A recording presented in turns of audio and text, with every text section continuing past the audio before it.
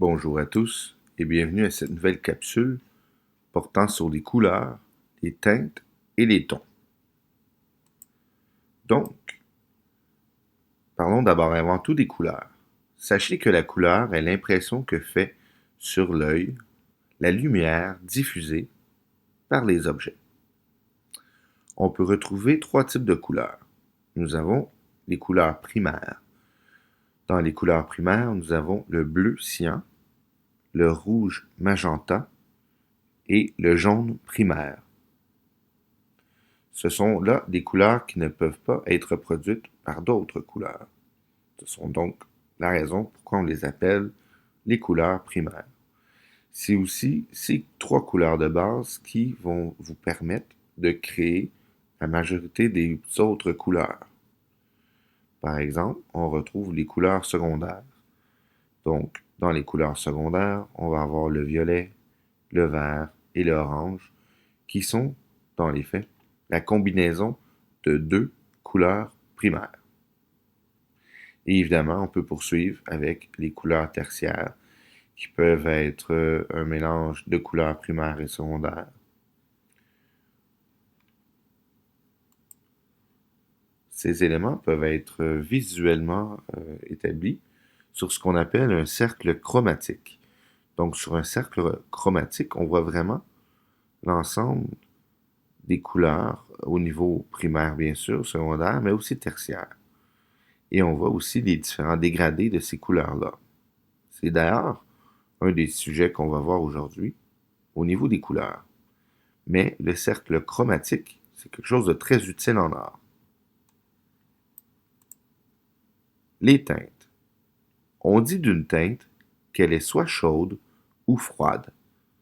Les couleurs chaudes sont proches du rouge et du orange, tandis que les couleurs froides s'approchent plutôt du bleu et du violet.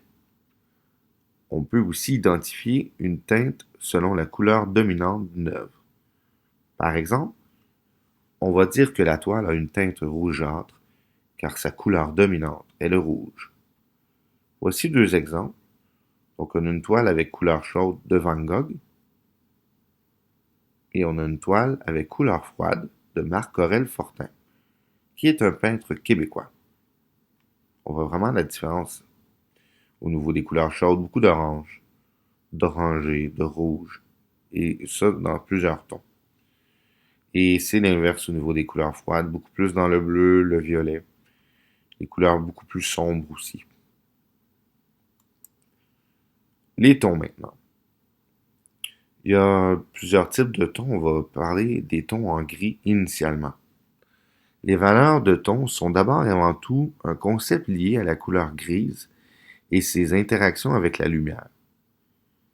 C'est un peu, si on veut, comme la couleur de notre ombre. Ce sont différents tons allant du blanc, qui est vraiment le plus clair, au noir, qui est le plus obscur, en passant par une variété infinie de gris pâle, moyen, aux gris les plus foncés. Travailler avec les valeurs de ton, c'est dans le fond utiliser les effets de la lumière avec plus ou moins d'ombre sur une surface de papier. C'est travailler ce qu'on appelle le clair-obscur, soit les contrastes entre zones exposées à la lumière et zones ombragées. Donc, les valeurs de ton se situent entre le clair, le milieu et le sombre qu'on peut aussi appeler obscur. Voici un exemple qui passe du très clair au très sombre en passant par tous les dégradés des valeurs de ton de gris.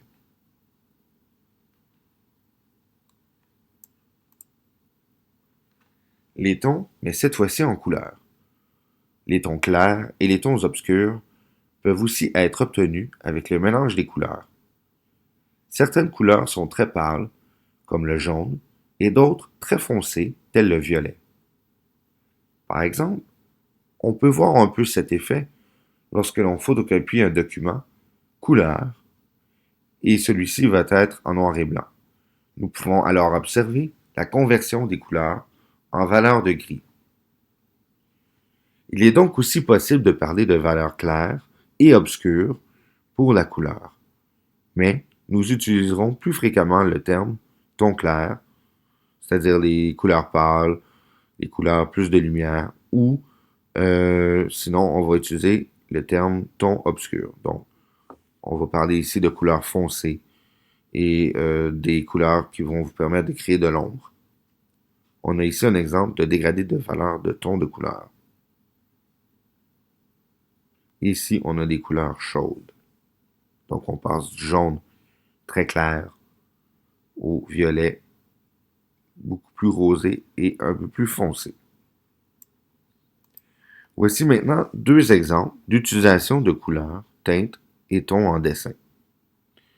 Pour ma part, je me suis amusé dans les derniers mois à créer des dessins et aussi exprimer une volonté de travailler justement les éléments liés aux différents tons, notamment au niveau du clair-obscur et de l'ombrage proprement dit, mais aussi des différents dégradés de couleurs qui vont être utilisés au niveau de leur ton pour soit montrer le chaud ou le froid, et aussi pour montrer un effet de lumière au niveau des différents dégradés de couleurs. Donc on passe, par exemple, sur cette image, au niveau des cheveux, à gauche dans la zone ombragée, on voit quand même qu'il y a une zone où l'orange devient un petit peu plus foncé. Donc j'y ai inclus un peu plus de rouge dans cette zone-là. Évidemment, l'effet ici de l'ombre est très très très important. On voit que la lumière est vive, donc c'est pour ça que l'ombre, sous son menton par exemple, et à sa droite, c'est très très très foncé. Aussi au niveau du nez et de la lèvre. C'est très noir. Il y a un petit peu de dégradé gris, certes, mais c'est beaucoup noir parce que ça veut dire que l'intensité de la lumière est plus élevée. À l'inverse, le côté de son visage qui est éclairé, eh bien, va demeurer dans un blanc plus clair, plus lumineux, on pourrait dire aussi. Si on va au deuxième dessin, eh bien, en grand geek que je suis un amateur de Star Trek, et j'ai dessiné ici le vaisseau USS Enterprise, qui est le vaisseau du capitaine Kirk et de Spock. J'avais dans l'idée de créer cette image, oui, d'une part, pour le plaisir de recréer en dessin ce vaisseau qui est une icône de la science-fiction, mais c'était surtout pour l'exploration au niveau de justement de la possibilité de créer des ombrages et de travailler avec les tons de couleurs et aussi, par exemple, les couleurs plus obscures et les couleurs plus claires pour vraiment donner un effet sur Saturne qui démontre clairement l'endroit qui est exposé au soleil et l'endroit qui ne l'est pas. Et on voit la division clairement entre la section ombrée et la section éclairée. Ce qui est intéressant ici, c'est que au niveau de la section éclairée, puisque le contraste est très important avec les sections ombragées plutôt, oui, eh bien, ça fait en sorte que la partie qui est éclairée, qui est au final blanc avec un petit peu de jaune très pâle, ça donne vraiment l'illusion comme si c'était vraiment, vraiment éclairé. Même qu'on dirait que ça dégage sa propre lumière. À l'inverse, avec le Sharpie noir, j'ai effectué la zone qui est dans l'ombre. Et ici, c'est une ombre planétaire, donc le soleil éclaire pas, c'est la nuit. Ça va être à ce moment-là extrêmement, extrêmement obscur. Entre les deux, j'ai utilisé plusieurs dégradés de couleurs orangées et jaunâtres. Donc, évidemment, plus près de la section qui est dans l'ombre, le ton au niveau des couleurs chaudes, jaunâtres et orange, un petit peu plus foncé et un peu plus dense. Et lorsqu'on va vers la section éclairée, là, c'est plus clair et plus blanc. Notez aussi les petits satellites, les petites lunes qui créent une ombre. Mais comme cette ombre-là est créée un peu comme la lune devant le soleil, ou la Terre devant plutôt entre le soleil et la lune, ça crée vraiment une ombre très précise. Mais sinon, évidemment, ici, ce qui est intéressant à observer, c'est les différents tons de couleurs utilisés, les différents effets au niveau de l'ombrage. Maintenant, au niveau des activités, eh bien, dans les faits, c'est que vous avez grosso modo deux choix. À la base, vous devez produire un dessin en utilisant les éléments suivants. Donc, comme je vous disais, vous avez deux possibilités pour réaliser l'activité. Votre premier choix, c'est d'abord avant tout de choisir entre ton froid ou chaud. C'est un choix qui va être personnel à vous. Ensuite, dessinez une forme simple ou un objet qui aura une partie plus éclairée que l'autre. Vous pouvez vous inspirer de photos ou de vrais objets pour aider à votre création. C'est sûr qu'à ce moment-là, si vous prenez juste l'objet, ça se peut que l'objet même vous force au niveau de votre choix des couleurs chaudes ou froides. Et puis, sinon, vous pouvez créer un environnement autour. Vous pouvez peut-être mettre d'autres objets ou reproduire, par exemple, la table au niveau de sa couleur, si l'objet est placé sur une table. Sinon, allez-y vraiment avec votre imagination, mais vous n'avez vraiment pas besoin de faire un dessin trop complexe. Ici, c'est l'idée de travailler avec les différents tons, les couleurs et évidemment la teinte.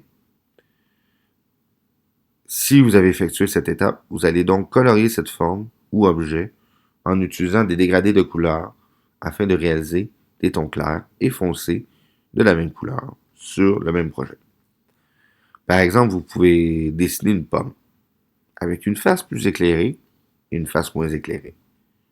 Cela va vous amener à utiliser un rouge plus clair pour la partie éclairée et plus foncé pour la partie moins exposée à la lumière. Donc, en utilisant plusieurs rouges et en les mélangeant un peu, vous allez créer évidemment un contraste et un changement de ton qui va vraiment amener un énorme réalisme à votre réalisation. Le deuxième choix, c'est, bon, dans le fond, c'est que si vous n'avez pas de crayon de couleur en bois et que vous n'avez qu'un crayon à mine, vous pouvez y aller avec cette option. Sinon, ça peut être aussi un choix. Même si vous avez des couleurs chez vous, si vous décidez de faire ici le travail avec les tons de gris, ça se fait avec votre crayon à mine, avec surtout les différentes pressions qui vont être mises sur la mine du crayon. C'est ça qui va vous permettre de faire les différents tons. Donc, si on pèse plus fort, ça va être plus foncé. Si on applique moins fort, c'est évidemment beaucoup plus clair, beaucoup plus pâle. Donc, à ce moment-là, vous allez travailler avec des zones beaucoup plus claires, comme je vous disais, qui vont être plus blanches, et des zones beaucoup plus obscures. Pour ce faire, vous allez avoir besoin, oui, d'un crayon à mine, et sinon, quelque chose qui va, évidemment, vous permettre de faire des dégradés de gris. Pour ça qu'un crayon à mine ou des crayons à mine sont généralement de prédilection comme outil. Mais sinon, évidemment, un charpie noir pour vous aider pour la partie obscure. Et la partie claire, c'est qu'une fois que vous avez terminé, assurez-vous que vous avez bien nettoyé la partie de la feuille. Ça rend généralement une feuille qui était un peu grisâtre ou même très sale, dû au fait qu'on dessine puis qu'on vient salir avec notre main. Parce qu'on va passer sur le trajet de la mine de crayon. Et bien à ce moment-là, nettoyer la feuille devient primordial. Vous allez voir, si vous n'avez jamais fait ça, ça fait vraiment sortir le blanc. Ou du moins, lui redonner son lustre d'antan. Une chose qui est certaine pour cette activité, comme toujours, on travaille fort, mais je souhaite que vous vous amusiez.